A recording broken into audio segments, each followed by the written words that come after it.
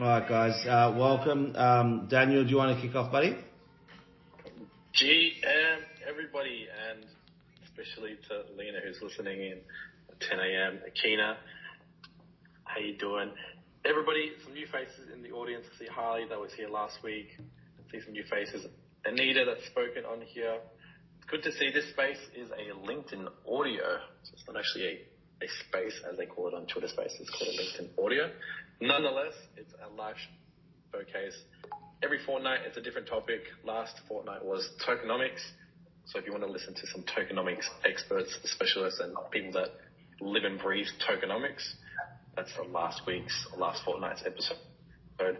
And we look to provide a different topic every single fortnight that the community can get different value each time they return. So for everybody today, let's kick it off. This conversation is talking about moving into 2023, different strategies, different opportunities, but also from the people that are on stage, what they specialize with in the niche of Web3. So let's first kick off with a fun question. And I want to point this to the audience. So everyone in the audience, if you look at the bottom right, you can see a react button. So throw a love heart, if you can touch that, and then throw a clapping sign, if you can touch that. That's how we're going to interact with each other. So I'm going to let the audience decide. Should we talk about 2022's biggest win for a love heart, or should we talk about 2022's biggest loss for a clapping? So it's win for love heart, clapping for biggest loss. Biggest wins. I see Tia, Perry, switch up, Clara. All right, let's go with the biggest win. We'll start off with Akina. What's been the biggest win for you in 2022? Kick it off and give yourself a bit of an introduction as well. Thank you. Hi everybody. My name is Akina Ho. I'm actually been in the Web 2 space, helping a lot of Web 1, Web 2 company migrate into the digital transformation in terms of all the deep tech you guys hear about in Web 2, which is drone, AI, AR, VR in its infancies, big data and all that stuff. I have left the corporate world, after many years in startups. I was a startup in the Silicon Valley, helped build a unicorn in Hong Kong in 18 months from my hire. I wrote a business plan that raised $125 million US, right?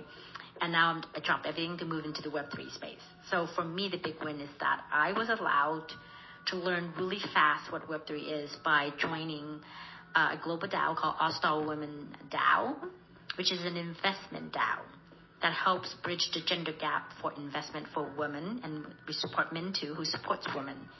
And for me, that's the biggest win, and because it's also a big win because DAO is going to be a big thing in 2023, and there will be a lot more government. Right now, they're already starting to call for evidence, built-in guidelines and regulatory, requirements for companies to become a DAO and to support a DAO to be successful. So I think that is just such a big topic, and because DAO covers so many different types of tech companies, sectors, so there is no limitation what a DAO can become. That's it for now. And what would you say your biggest win has been this year, Akina? It's being part of a DAO and help building a DAO. Yes. Because DAO is so new and so in its infancy. So what you read outside in the news articles and stuff, what DAO is supposed to be, majority of them are incorrect. I'm looking forward to understanding why that is. I'll throw it to Lena. Cool. Jump in, Lena. Biggest win this year and introduction of yourself. Hi, I'm Lena. I am her DAO governor. Her DAO is a DAO that is focused on bringing women and non-binary people into developers and builders into the Web3 space. Excellent. And to create a funnel from builders to founders to investors. And I would say my biggest win was that we brought over 500 scholars to hackathons and conferences all over the world, like the biggest Ethereum conferences. And we were because we really focused on providing them access to network, to knowledge, and to funding. And we were really able to, just bring a lot of women that now have jobs, also like in C-level positions into the ecosystem, but also especially in the developer force, which we focus on. So I'm very, very proud of that. Jump in. I'll let Ivan jump in, see the background on himself for everybody that is new, and then I'll kick away with my biggest win. For sure. There's a couple of the speakers are in the crowd. You just need to request to come up so we can put you in, because there was an invite sent to come up. So just go through so we can bring you up. But for me personally, the biggest win this year, after sort of building for 18 months, was to really get our heads around how we want to position Pixelboss using the blockchain technology to change the narrative of business. Because a lot of what's come before, in my view, is people looking at crypto as the North Star of a lot of things. And it's, in my opinion, crypto's always going to have its ups and downs, based on whales coming in and dumping, etc. And that trend will follow to the time of, where it gets regulated and there's a more solid sort of structure. And NFTs were built on hype, and therefore they've all dropped. But the technology is stunning, and now as we start seeing mass adoption via your Starbucks and your Nikes using them for good, not evil, it's just opening the conversation to create a really beautiful narrative for brands that want to create a relationship with their customers and seeing them as a community. And the minute you change the approach, then you change the outcome. And when you are part of that economy, that ecosystem, having fractional ownership, and you have a voice and there's an upside, it's a beautiful thing. And that's the area that we are now focused on as a group. And yeah, onwards and upwards.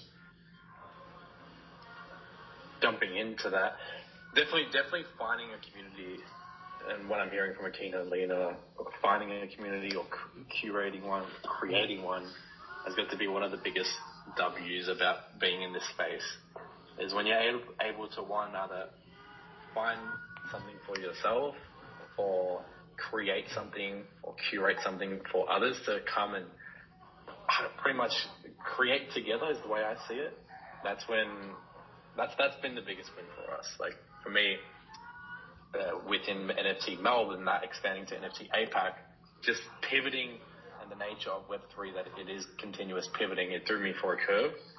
And just like everyone on stage, I'm sure their DAO wasn't meant to be a DAO maybe at the start, and then it ended up transitioning into that because of the demand, because of the individuals in the community wanting that. I'm going to throw this to Sanja, and I apologize if I'm saying your name wrong.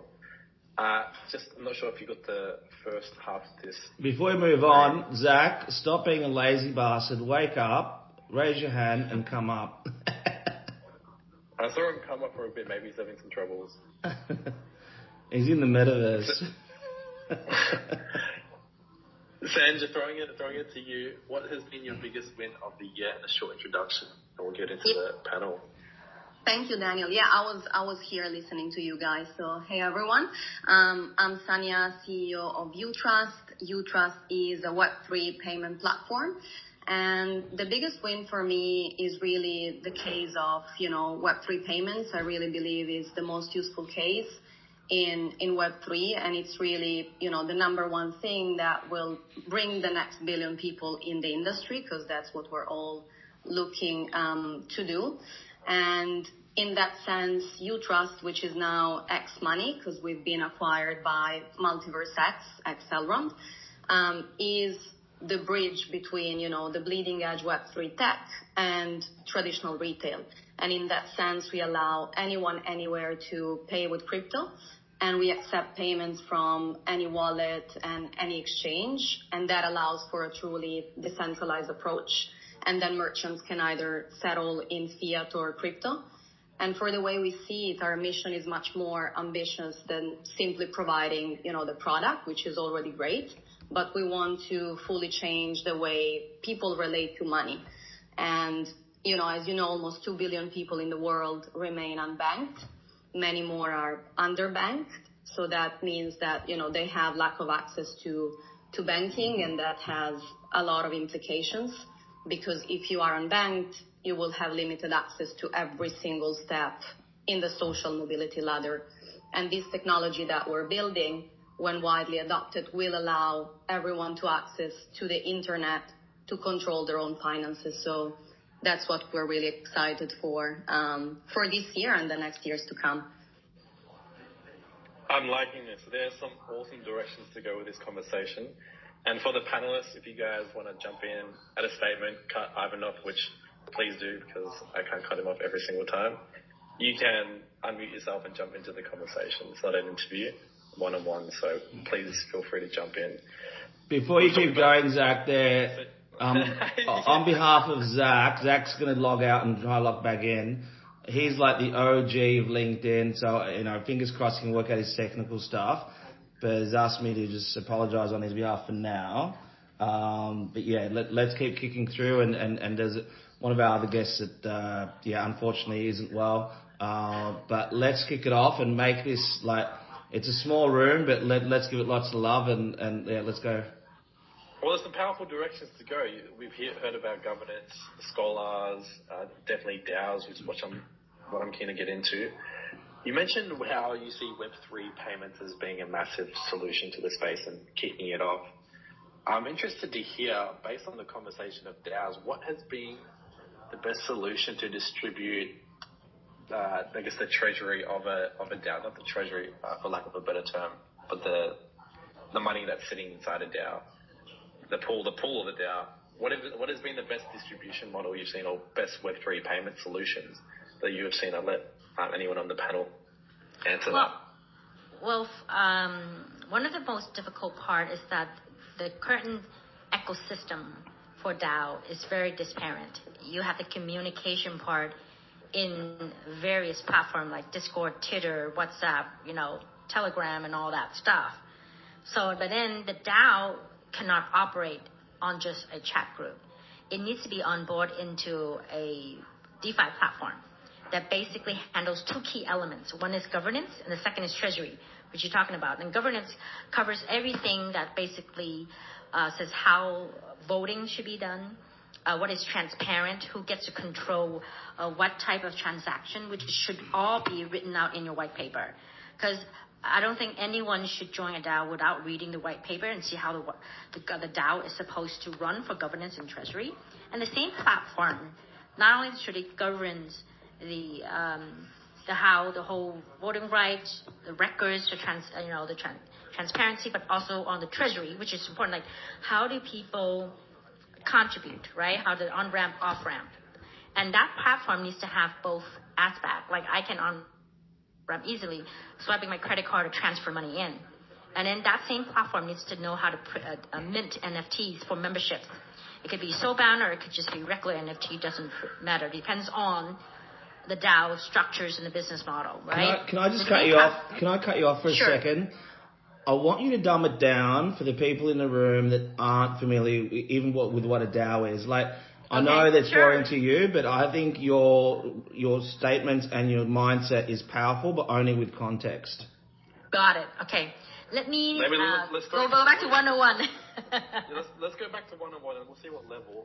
In the audience, put a love heart if you are part of a DAO or you're very close to entering. I'd love to know. Yeah. That'll provide a bit of context. Cool. It seems like 90% of the audience is not actually part of a DAO. So great. Let me. Not so much.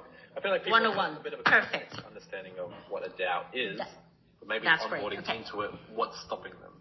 Okay, awesome. Let me explain. Right now, in a current society, we run company on a triangle model, whereby the top of the triangle is the management team. Directions, what do you spend on, what your strategy is, depending on a small executive management team. And everybody listens, and it trickles down, and you run that.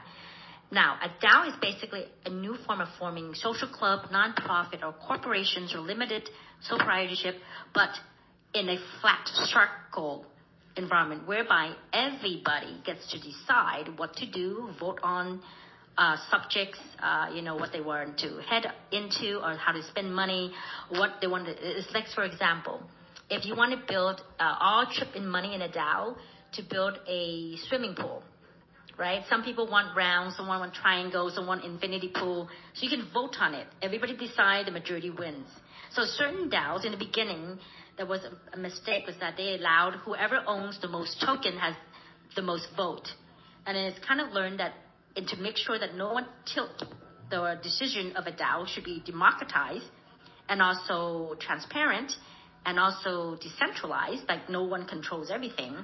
Every member should have only one vote.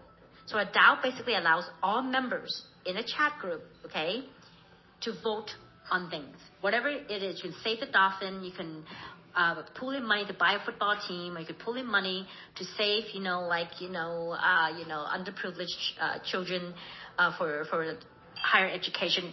It doesn't matter. A DAO can be established easily, but every DAO must specify what is their goal, the mission, and how do they govern voting, who gets to vote, and how much money you put in, and also like how do you spend your money.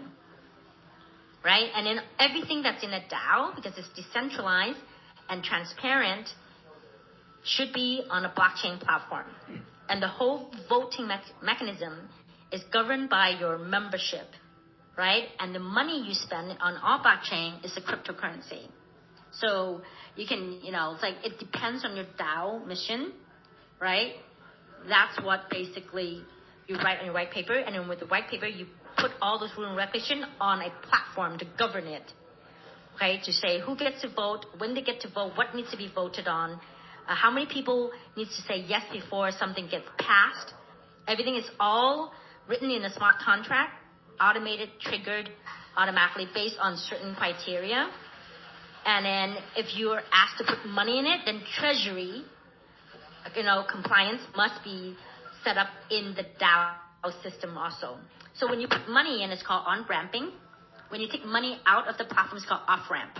So one of the easiest way to off-ramp is to allow you to have a digital credit card onto the same platform, that basically any money you have in there that is unlocked. Sometimes some money you put in, they lock it because these are a contribution to your mission to the DAO. Or if you're, like for example, if you're in an investment DAO and you make money from your investment, your earnings will be unlocked, which you can spend whatever you like. So your off-ramp, which is how you get money out, can be in a digital credit card form. You just swipe your credit card and you pay with your unlocked cryptocurrency. And then I think that's where Sanja comes in. It's like a payment gateway. They handle all that stuff for you guys. And then some platform allows you to transfer out to a normal bank, so you have cash into your account. So I hope that kind of explains. Yeah, wait, Daniel, sorry.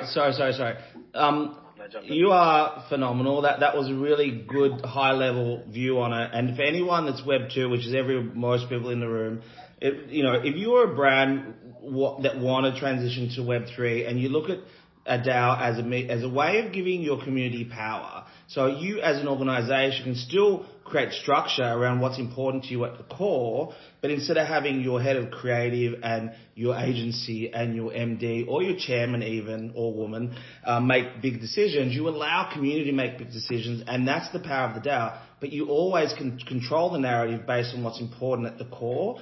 So you only allow the DAO to vote on things that you want to make a decision on, that ultimately the community vote on. Therefore, they fucking think you're pretty cool because you'll listen to them. I like that. Lena, can you add into what does a user's journey actually look like? So what I would just particularly your DAO, what does that mean? I really loved Akina's explanation of a DAO. I would just love to add that there's like a lot of different DAOs, right? DAOs is just another way of organization, decentralized. And you can have investment DAOs, you can have community DAOs, you can have also more DAOs that own a product, like for example Uniswap. And there you have, of course, different onboarding journeys and also how you get part of these DAOs. In some parts, you would pay some like a certain fee, or you would buy an NFT to join the DAO. But in other ways, it's also, you can become a contributor and like that get earn governance tokens to be able to be part of decision-making processes in the DAOs. My DAO is a community DAO, and there it's definitely more like a contributor journey, the onboarding journey. And and also if you would look at, I think one of some of the biggest DAOs that exist for the public to access, like Bankless DAO, Token Engineering Commons, they normally start on Discord. You would join the Discord where you would meet a steward, and that steward would welcome you and explain you a journey, how you define your role, find tasks to do. And then in that case, there is a board that is connected to the treasury. The treasury is normally kept in a multi-sig wallet. Multi-sig meaning as you don't have, you're a decentralized entity, right? Not one person can agree on payments being made. But in a multi-sig wallet, you would need multiple signatures to verify or to allow a transaction to happen. So so these tasks that you could sign up, that you could find on a bounty board, for example, in a DAO like mine, you could sign up for a task, and there's certain rules or certain goals you have to meet. And when you finish that task and it has been validated that you actually fulfilled this task, a payment will be triggered and you can get paid for your contribution. And that payment is still, and then there's a different way, of course, of measuring your contribution and also measuring your impact and your voting power in the DAO. So I think it's very, very important to understand there's a lot of different forms of DAOs. And if you are a company with a product, it is, again, I think a bit different on who gets what kind of governance based on their contribution or level of involvement. Because also in Web3, I think something that is new or different from Web2 is that people don't have one job. Normally people would contribute 20% of their time to this DAO, 20% to another DAO, and then based on this amount of contribution, you would also be paid or would have voting power in a DAO. That is my little input. That's awesome. Can I add something before I think it was you, Ivan, who mentioned about how community are used for the brands, right? So I see for 2023 it's the merging of Web3 concepts and technology for Web2 company. So how do a lot of people here are not DAO-centric or either maybe not even Web3-centric, more Web2 companies, is that DAOs and community is a great way to change your whole marketing strategy and your whole marketing concept for a whole new brand of audience, and also to make your marketing fresh. Because what you have been using for the past couple of years, or it's been used by so many companies and so many years it's old, right? Not only that, it treats the community building as a new way of doing product requirements, part of marketing requirements, and also for ideas and new strategy for future planning.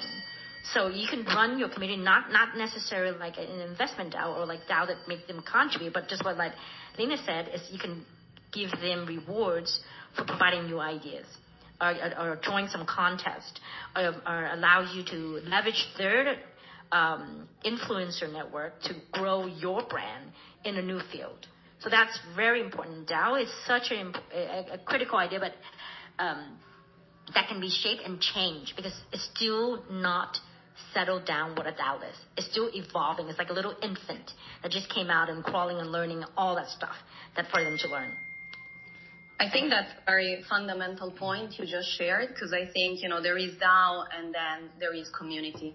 Yeah. And also there's a different degree of how you can implement a DAO model into your Web3 product or service depending on what you're doing.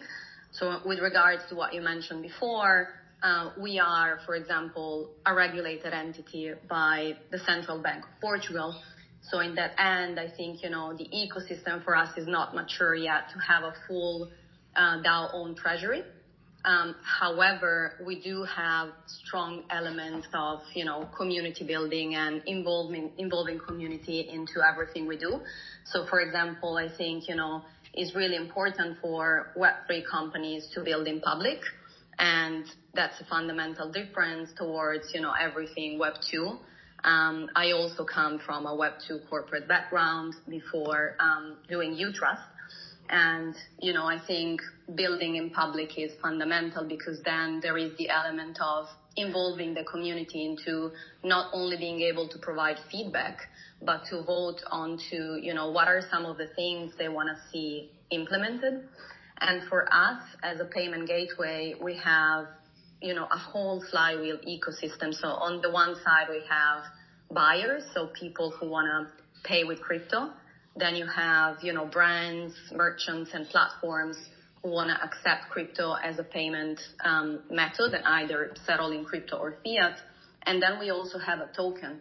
So, how do all these elements come together into building a proper flywheel ecosystem where community and the users of the platform are actually rewarded for using the service? And we're building something that is going to change the way that people perceive a payment gateway, because usually, and my background is PayPal, for example, so usually a Web2 payment gateway is someone that is going to help you process payments, but you're going to pay a lot of fees to use that service. And you will pay high fees the more international transactions you do, for example. So you can end up paying 10% or more per transaction as a retailer or brand. And, imagine what that means for small merchants. So what we're building is a system that we call merchant yield, but it's really, if you are a merchant and you choose to leave the money on our platform, we can reinvest that money for you and you can generate yield. So you can actually, transform your fees into profit as a merchant using our Web3 payment platform. And then really, for buyers, how do we reward them? Like the same with mechanism of cashback and staking. And that's why I think, that's the fundamental difference of Web3 versus Web2 payment platform is that, the users of the platform, whether they are buyers or sellers, are rewarded the more they use your service. Hey guys, I'm going to jump in. This should be a 3-hour room, not 1-hour room, because everything that's been discussed is just like so on point, and it needs to we need to go deeper, but we're going to have to move into a couple other topics. We're at the halfway mark, and Zach's finally got his fucking tech working. So, mate, welcome up. Hey, what's up? A massive shout out to everyone in this room, but especially to Akina and for Lena and for Sanja for hosting the DAO conversation. Like, it absolutely blew my mind how much information the whole entire room just got for free, right? It's like, it's insane. Like, DAOs really are the future, so shout out to everyone. I'm Zack. I'm the head of growth for Mverse DAO. Really funnily enough. The reason why I had tech issues is the past few days we've had a launch event in the metaverse, in the microverse we've been building, and all of my audio kind of settings were like adapted to that because I was doing some testing. But hi everyone. Hi. This is an awesome conversation. Well, just for a bit of context. Sorry, Daniel. Yeah, Zack. I did, Daniel. Yeah. Zack is one of the first people on planet Earth that hosted these moments, and what I mean by these moments is the LinkedIn audio. So I jumped in many months ago with Zack, and he just really I think we did one for 4.5 hours together once, didn't we? Really? Damn. It was something crazy, yeah. Yeah, it was good. And I think we only had like 11 people, but it was like a deep conversation. It was great. it went from 11 to hundreds and hundreds, and like in the last few weeks with not to sort of fan out too much on Zack, but he encouraged me to really look at this and build. And Daniel and I have been building. We've had rooms of hundreds now, and it is the silly season. So the fact we've only got a few is fine. The fact that everyone in here is awesome is really what's more important. But Zack, only just to give you a little bit of fucking a moment, because I think what you're doing is phenomenal, and I know that you're just going through some early testing, but just to sort of move the conversation along, so I think DAOs are the backbone of everything in any industry, end of story, and everyone do your independent research, because it will change the narrative of how you do business. But the metaverse is a really weird place on planet Earth, but it's equally as powerful. Can we talk about what you're doing? And music is just your framework, and again, it will apply to a lot of other things as well. Yeah, so we chose the music industry because, to put it bluntly, artists are getting screwed over, right? Even though you have platforms like Apple Music and Spotify, where over the past 10 years they've been able to enable streaming as a new way that artists can earn money, they don't actually justify paying an artist 0.0004 pence or 4 cents per stream, and the platform's taking all of this money. So everything that Akina mentioned as it relates to the DAO, we implemented all of these things to create Embers now, to give power to the fans and to the artists so they can build their own ecosystem rather than just the community. So what we've done is, on Monday, we're doing a very, very, very slow launch, because we're making sure that we educate the Web2 fan base of a particular hip-hop artist called Futuristic, who's also called Zack as well. He's been a rapper for 10 years, and in this past year, he's been bending genres, and he's released his first rap rock album, which has been a global sensation. So for his album release, the intention for him prior to coming on board with Embers was that he was going to do the normal thing, and he was going to go out, do tours, he was going to sell merchandise, he was going to do an album release party. But what he realized since COVID kicked into place is that a lot of his fans, believe it or not, are still pretty paranoid to go to a gig, right? So how do we bring this to life is we built a microverse. Yes, Daniel, microverse. What a microverse is very different to Sandbox and Decentraland and Spatial and things like this. Like, you actually own the metaverse yourself. So it's essentially building your own metaverse in your own platform. And unfortunately, what we've seen over the past 2 years within this space is that communities, they need to raise capital to be able to action the points on the roadmap, such as the microverse or the metaverse. But we decided to build this first. So we spent the past 6 months building out the DAO structure, the tokenomics, the ecosystem, the metaverse, and absolutely everything. And I'm pleased to say that on Monday when we launched, we had 722 of Futuristic fans come into the microverse. And because of the education that we were providing, he managed to do over 52,000 sales within the space of 2 hours, right? And everything was paid on credit card, but they all got NFTs, right? They all had access to his album and to his events through NFTs. And now his fans own this album. They are actually percentage shareholders in this album, and every single time that it's going to stream and the value of the album goes up and it gets seen by more ears and more people, the fans are going to financially benefit from this as well. So it's very exciting. The reason why we've had such great success with these international artists is because of the fact that they've understood that they need to provide utility to their fan base, right? Because it's very competitive. There are 11 million artists on the Spotify platform, right? For next year, it's probably going to be 13 or 14 million, if not more. It's very difficult to build a community right now, because especially in the Web3 space, community building changes every 2 to 3 months. The process, the techniques, the strategy behind it. So anyone who's like, hey, buy this, I don't know, this tool or the resource to help you build your community, it's only going to work for a very short period of time. So anyone who is building community, I would highly advise you to have an army of strategic advisors. Don't just have one, right? Constantly change things up and do these things, right? Host audio events on the LinkedIn platform, on Twitter Spaces, get into podcasts, get your voice heard, because the more you spend building smaller spaces of community and smaller rooms of individuals and inspiring them, the more you're going to be able to build up your own ecosystem and your own fan base. So I'm more than happy to take questions from anyone as it relates to music, NFTs and music DAOs and stuff like this.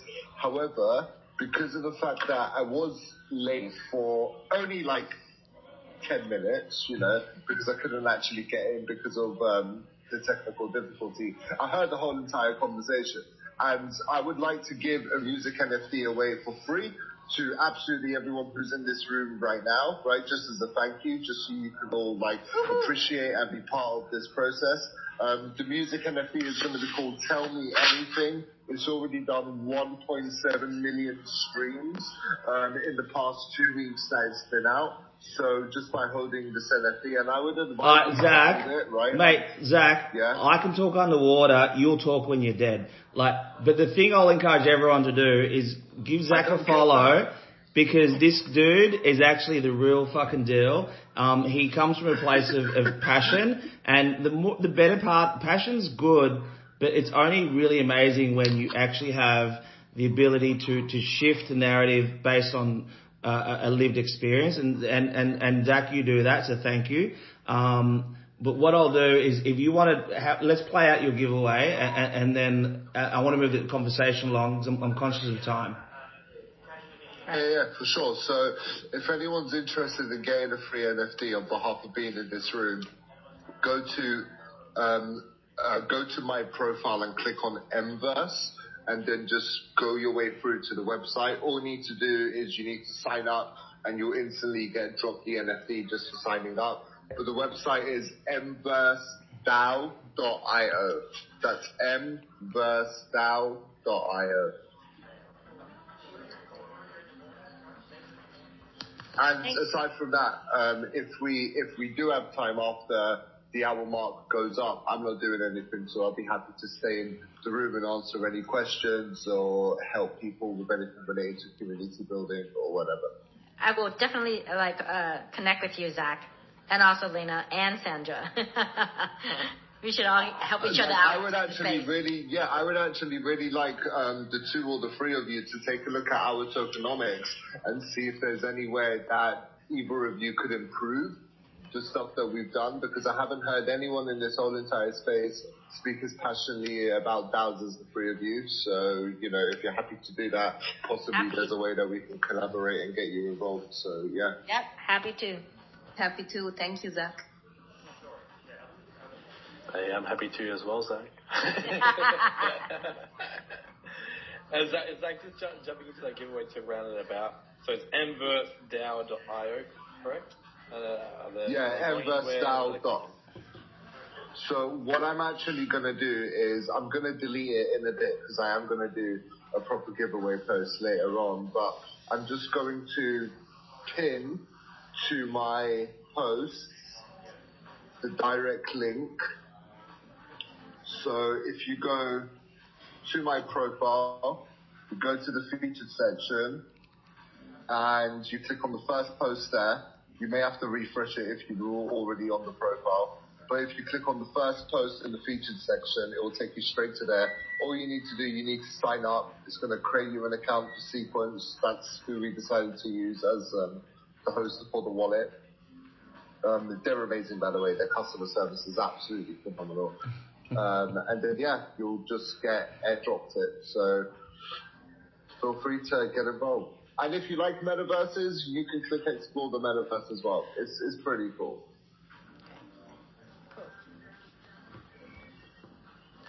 Daniel, where are we next, mate? I have a question for Sanja. Ooh, go for it. Possible. Jump in, Zach. So Your business has been acquired by Elrond. I met the founder of Elrond. He's a young dude.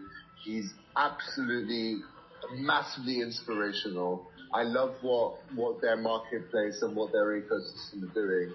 If you could educate people in this room on Elrond and how the ecosystem works, that would be great, because we have an artist called High Res, who has sold over 500,000 NFTs through the Elrond ecosystem.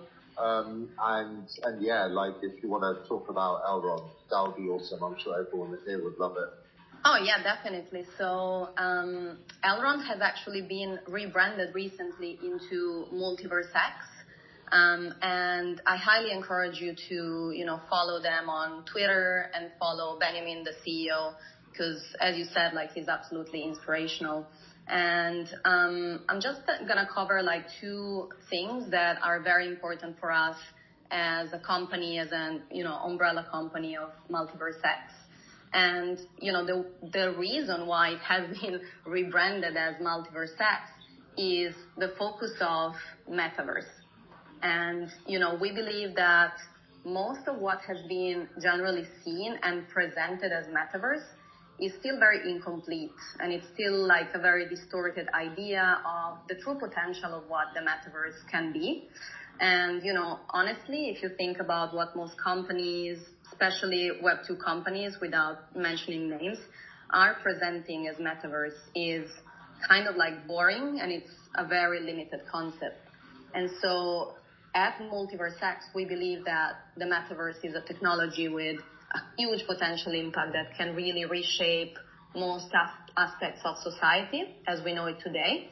And really the fundamental concept, and this is where, Elrond comes into place, is that without a blockchain, the metaverse cannot exist in the future. Because, blockchain allows for true ownership, for open standards, for programmable economy within the metaverse. And this is exciting because the market now is a niche, so it's super small. And there is huge potential because, the market is being built as we speak. And so what we're doing is we are creating a portal into the metaverse that is going to be immediately accessible to the entire world, enabling all people to join. And without needing, new and expensive technology, VR, glasses, and all of that.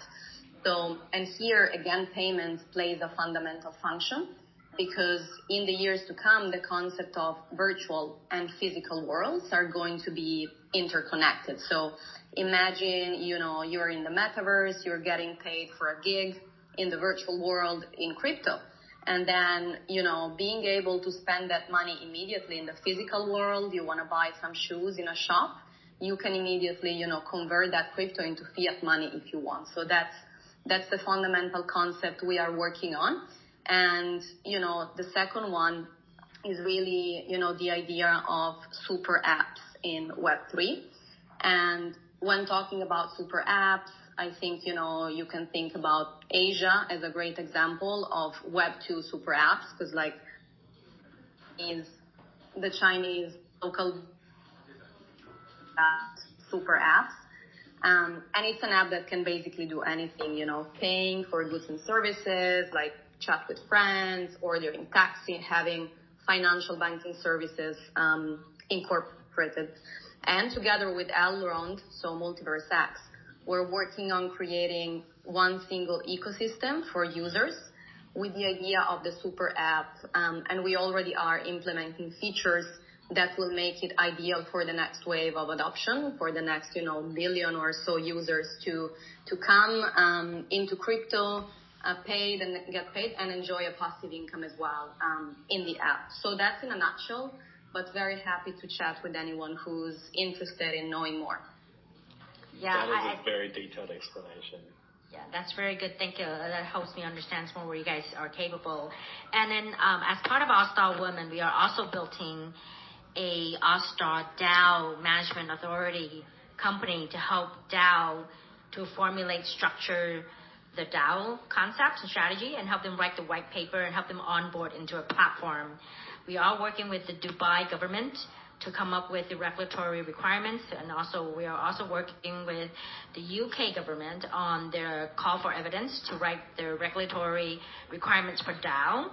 And then for those who are in Asia, I am planning to work with the Hong Kong government to help structure the DAO. So what we want to be aiming for is that we want to be the authority company that helps audit DAOs.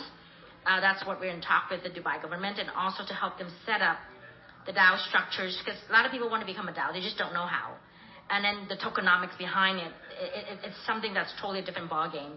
And how do you write a white paper, right? And how do you launch a community? Because a community is very different from a DAO. And then you need a community to make sure your DAO is successful, and vice versa, right? They are a whole ecosystem. So we're doing that. And so, for Zack and also Lena, we would love to invite you to join our DAO, and Sanja too, to share your services and your DAO to our members. We don't see conflict of interest at all, because our main goal is to become an investment DAO. We want to invest in projects, short-term, long-term, to help bridge the gender gap and also the age gap, even the mindset gap. So we're very open to collaborations. We don't, deter any kind of collaboration, because that's what we believe the Web3 is all about. Thank you. Akina, can you add on to that? And shifting the conversation for the last 10 minutes. Mm-hmm. Well, anyone, if you're wanting to ask a question, hit the 3 dots at the top, view event details, and comment if you don't want to come up. Alternatively, you can request to speak, and then Ivan will let you up to ask a question. I want to wrap up the space with this final question. Daniel, you are the biggest fucking gatekeeper of time in the world. But if we run a little bit over, it's the silly season. Let's run a little bit over. This feels like 1,000 people room right now. Like, these guys are so fucking smart. I'm in love. So let it run over a little bit. Don't be an arsehole. And we've got an intruder here, and Pierre wants to have a say as well. And then we can, be nice. Yeah, let Pierre say something. Yeah. Pierre, what are you cooking up in the kitchen now? No, hey guys. It's just a photo when I was working in the kitchens, hospitality industry, the mines, the army, did all that, and then COVID hit, and then we got locked down. So I started engaging on LinkedIn, talking to a cousin over in New Zealand, and then within a couple of days I got involved with Immunify.life. 2 years ago it was just a concept, and then we went from 2 people in our group to about 3,500 members around the world. We had sort of strategic partnerships within the Cardano ecosystem with some of the ADA native tokens. Founded blockchainforgood.io, did some tokenomics, set up a website, and we've sort of launched round 2 of our public sale. So it's been interesting being in the space, watching my own personal development, but watching also the development of Web3 and sort of connecting with people like yourself. And I'm so glad that I've connected with you, because you guys are still here and you're not part of the bad bunch that have just fallen recently. And, it's sort of these groups here that really, I find that really do well for your own personal projects and the whole industry as a whole, because you get to know people, you get to hear them, you get to listen to what they've got to say, and there's bells ringing in my head. It was like I was listening to Akina, I was listening to Ivan, and Zack is like, I know 20 people in my head that are looking for those services. Why? Because I have to engage with my communities, almost daily. I had like 500 people, marketing people, hit me up throughout the year to try and get on with us. And we've only got so much bandwidth, but I could sort of throw them into leads and all that kind of stuff just to get them off my face. And I think the greatest thing about this year with Web3 is that whole interconnectedness. People are so passionate about it. The trends, for the technology, it's faster than the adoption of the internet. So, as a chef, I always used to look at trends. When it's going that fast, you can't ignore it. You've got to take it on board, because if you don't, you're going to be left behind. And yeah, there are bad people in the early days, bad actors, sorry, and that's all part of the process. But if you find little groups like this, hold on to them. That's what I say, because I look at small, like niche groups that are doing really well. There's this 1 hour on project, Zion Metaverse, with my cousins, the advisor of, they had nothing to do with Web3. They're just passionate about anime.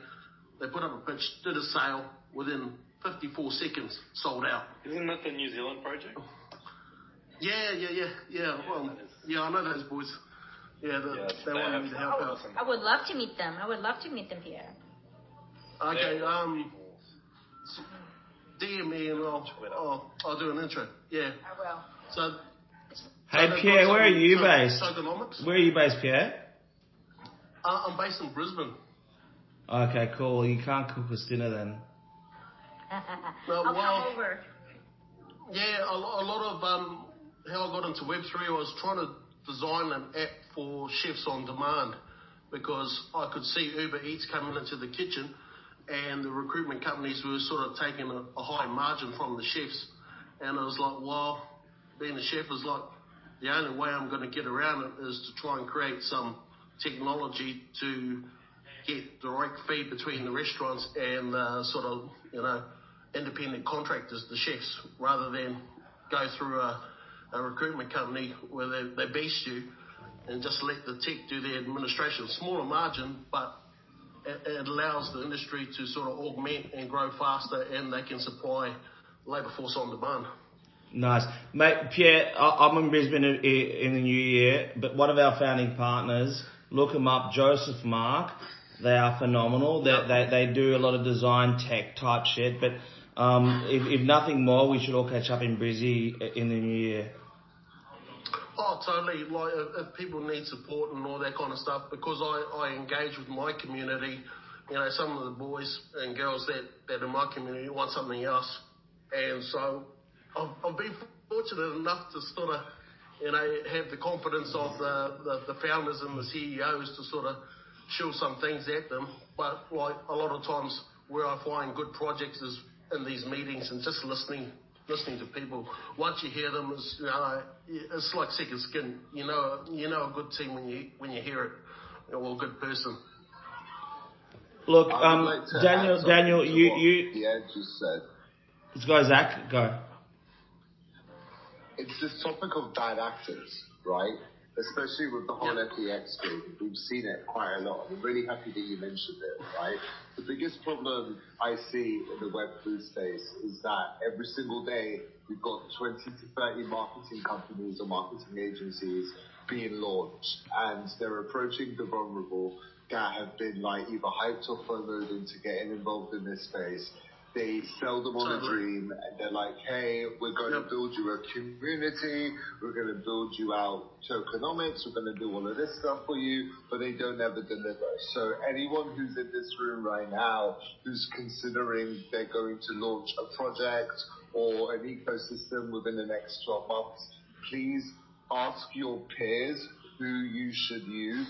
Don't just go to the first people that are jumping in your DMs and they say, hey, I can help you launch a business and I can help you do this, or I can advise on this. Like, ask for referrals and always check the recommendations that people have on their profile on the LinkedIn platform, for example, and see if they have a consistent stream of people that they are helping. And if they are, then you know that these are the right people. But we're completely aligned there, Pierre. And I think it's amazing that you have this concept of helping chefs, because it's just like the artist thing, right? Like, so many industries, individuals are getting screwed over, right? And this is really the power of the Web3 place, where people can finally have the opportunity to have ownership back in their hands and be rewarded for what they deserve. So I wanted to just share that. No, just to add to that too. Cutting you off here, just to be conscious of time. Of the speakers, and we can stay back. I'm more than happy to, but I just want to be conscious of the speakers. Wrapping up, what is the biggest opportunity? This is the panel. What is the biggest opportunity you see for 2023? Keeping in mind that, like Zach mentioned, the trends go up and down. There's a new meta every single month. There's a new way of building community every single month. 6 months ago, it was if you did an airdrop, that was a good way to kickstart your community. Now you do an airdrop or a free mint, it's a different direction, and it has to be very, very different factors lined up. I'm going to let Lena start. What are the biggest opportunities you see for yourself or biggest trends that you see coming into 2023? We'll go around, and I'll let Ivan close the space as I'll be moving into Sydney and I don't want to cause too much.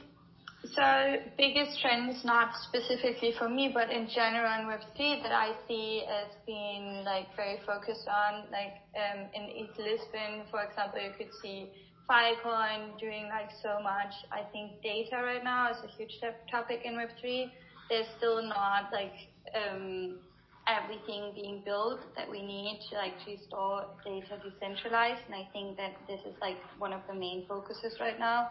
It's super interesting to see how it progresses, and especially related to personal data, like decentralized identity. I think Disco XYZ is doing a great job in providing a way to store your private and like your individual data for you, to take it to different, like in the internet, like for everybody who doesn't know what Disco XYZ does, they provide you with like a backpack where you can store all your data. And then in the future, you don't have to fill out like many forms. Like if you have to fill out a form, you can always just like use your little backpack, put in all your information, and it's like you don't have to put in your credit card information or your address anymore. And this data will be encrypted and only accessible to you. And I think this is like very, very exciting for the next year to see where we're going with decentralized identity and decentralized data. And in general for HerDAO, where we're going is actually like we're gonna have, like we're already global. We have sub-DAOs in Latin America, in Kenya, in Asia, also in Korea, and also in France. And we are just growing and growing. We will have HerDAO India, HerDAO Middle East, and we will also organize a lot of women-focused hackathons and startup houses to actually provide women with a way to like bring the hackathon project into real startups. So we would love to support your projects, Lena, because we're an investment DAO, so we should have funding to support you guys. That's amazing. Thank you. Let's have a chat about that soon. I would love that. Yeah. So for us, really, it's back to basics, because I think, a lot of projects are trying to talk about shining objects, like a lot of innovation that is, far, far away in the future. But really, if we want to onboard, the next wave of people, we need to go back to basics. And, what that means is, in order for blockchain and, in our case, payments, to achieve mass adoption, there has to be a very good reason for people to switch from traditional payments to crypto. And that's the role that we will play in the next months and years to come, like really educating people about, why it is the biggest opportunity for you to really achieve financial freedom and own your money. So we will play a fundamental role in, educating people about, how Web3 solves better the problems they have in Web2. And I think, another thing that it's really basic, but not a lot of companies are doing that well, is how can we make that UX, UI so simple that, people from Web2 can understand it and can join. Because, unless for now at least, the Web3 experience resembles in a way the Web2 one, people will not use it because they're afraid, they don't understand it. And so therefore, we and Elrond as well built our experiences in a way that everyone, even without blockchain knowledge, can start using it. It's very simple, it's safe, so it's all about how can we help these people transition from the old economy into the new economy. Well, for All-Star Women DAO, we are hoping to launch a white paper soon with also our ATMA platform, which is the consulting trustee company to help other DAOs set up, right? So that's what we're doing. But what I believe what's going to happen in 2023 is going to be emergence of a couple of things. AI into smart contracts. Because right now, smart contracts are not driven with AI, automations and stuff like that. So that's going to change. Right now, a lot of people are talking about how they could include AI into smart contracts and into the tokenomics platforms and stuff like that. So the emergence of big data and, decentralized ID will come aboard. And then the emergence of governance, regulatory governments from real governmental body, into different part of Web3 in terms of DeFi platform, finance, crypto, exchange, and you name it, and of course DAO, right?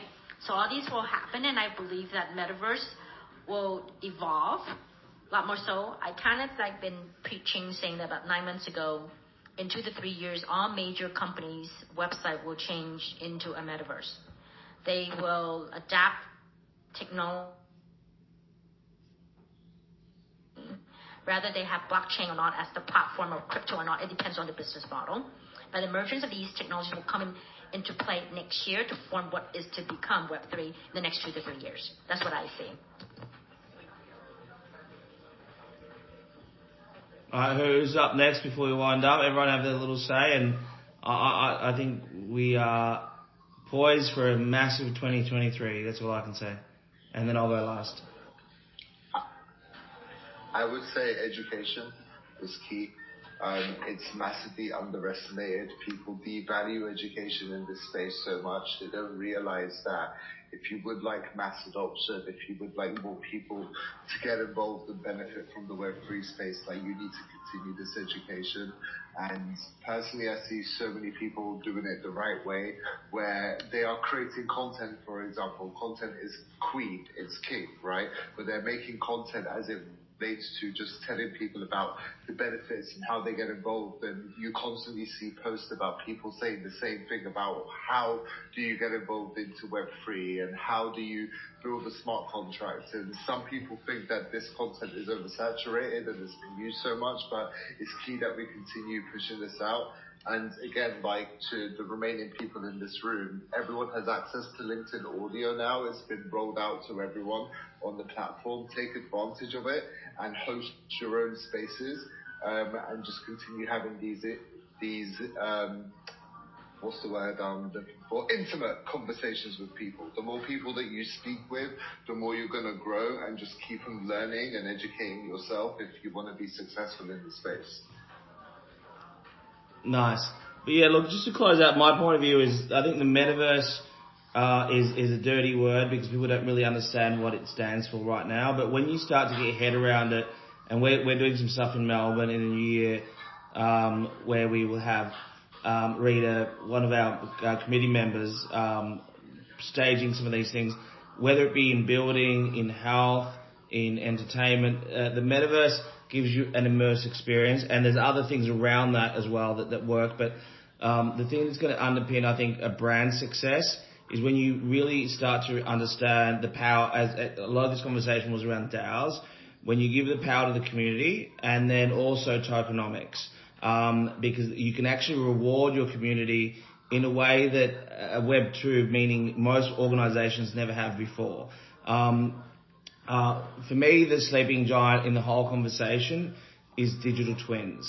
It means that when you buy, whether it be a collectible if you're Web2, or whether you're buying an NFT as a Web3 person, in a way that when you make a purchase, it's very clearly defined as what you get for your money, as opposed to a Bored Ape that's worth $1 million and tomorrow it's worth $80,000. With a digital twin, you buy a particular product or a service that you would pay for that every other day, except it comes with this asset called an NFT or collectible, which is your membership, that will make you part of a community that's hyper-connected, that will give you rewards like never before. Because when you're part of a loyalty program, membership program at the moment, you get 10% off here, you get 2% off there. It's just a whole lot of fucking bullshit. that you're not interested in. But with Web3 and with a DAO, with tokenomics and NFT and digital twins, you actually become you're part of an ecosystem that changes the narrative. And the really cool thing, if it's done well, you become either a fractional owner or you have the upside of royalties. And that's where it gets really, really exciting. If that doesn't make sense to you, I understand. But that's what's going to underpin the future of Web3, in my point of view, anyway. Anyone else have a comment, statement, or anything they'd like to add before we wrap up? No, we're good. This has been a very wonderful discussion. Met a lot of cool doubt out there that I'm not aware of. So I'm very thankful for this platform. And thanks for inviting me, Ivan. And, nice to meet you, Daniel. Great chat. I wish we could have more of these, and then meet other builders and to help, solidify the Web3 space. Because there are just so many rocky, companies out there and, and bad, actors, this whole year that cause a lot of fear in investors, right? And then as long as we continue to build, we help each other out and build, because we're still so young and new, we'll make something happen in 2023. That's how I believe. I love that. Yes, the builders are the people who keep the space up, and I totally agree. We just have to keep building, and it will be an amazing next year. Yeah, thank you for inviting us. I think we could have stayed for hours, right? So happy to do this again soon. I had myself on mute and I laughed because I could seriously sitting for hours and under different circumstances we would, but over and above everything, I love you guys. You guys have contributed so much to what is a really intimate team or group. Let's all make sure that people support each other. Above all, everyone have a beautiful next few weeks and bring on 2023. Okay, great. Shout out to our hosts. Thank you so much, Ivan and Daniel. Thanks, bye. Great meeting all of you. Bye. I'll sync up. Bye. Bye-bye. Good night, good day, and Happy New Year.